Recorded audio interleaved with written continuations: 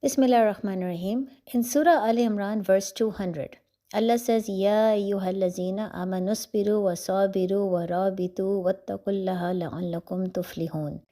And the translation of this verse is, O you who have believed, persevere and endure and remain stationed, and fear Allah that you may be successful. Now, an interesting question that many people have is that when we are constantly reminded to focus on Allah's infinite mercy and love for mankind, why does the Quran repeatedly talk about fear, as we can also see happening in this verse?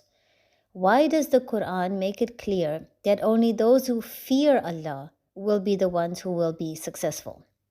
Now, clarifying this is important because so many of us have learned to live in fear of Allah that we have forgotten how to love Him.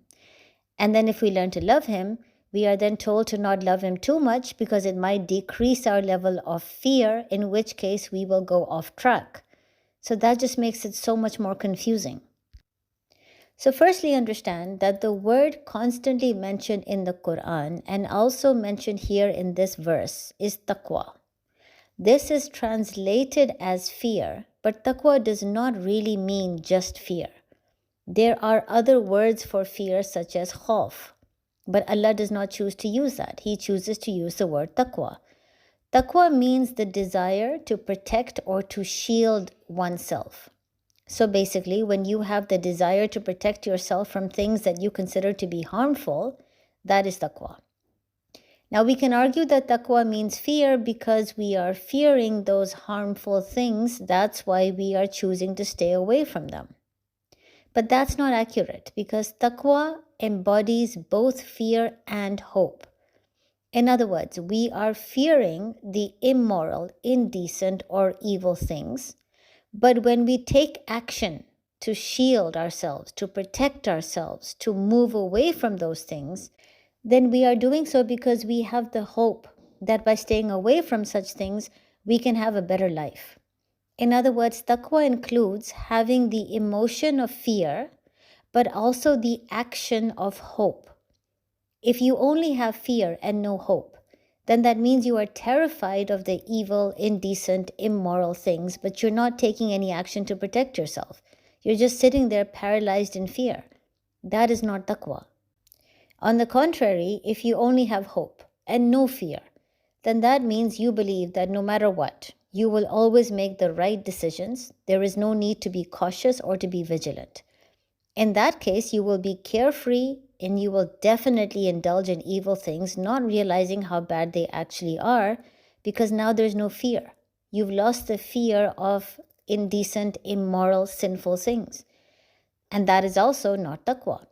So taqwa by definition means a balance of fear and hope. Fear of upsetting Allah by indulging in wrong things, and hope that your actions to protect yourself from evil will in fact protect you and it will be accepted by Allah. That is why the verse mentions taqwa as being important to be successful. So the translation of taqwa cannot just be fear, that is inaccurate, it is fear and hope. So that's the first thing I need you to understand. Secondly, of course, we can ask this question, can we love Allah so much that we forget to fear Him? The answer is no. You can have so much hope of His mercy that you forget to fear Him. But you cannot love Him so much that you forget to fear Him. That doesn't make any sense. Because loving God means that you have submitted to His will. You understand Him, you trust Him.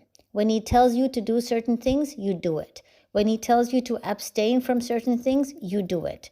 When He tells you not to chase dunya, you do it. So loving God means that you now have a sense of direction. You channel all your efforts to move in that direction, trying to get closer and closer to the Creator.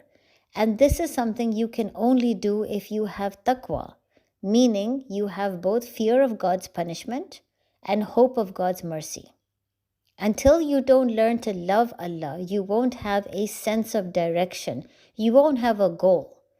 You will be going back and forth in deen and dunya, lacking any purpose. So overall, remember, it is taqwa, which means fear and hope, that will push you forward. But it is the love of Allah that will show you the direction in which you have to move.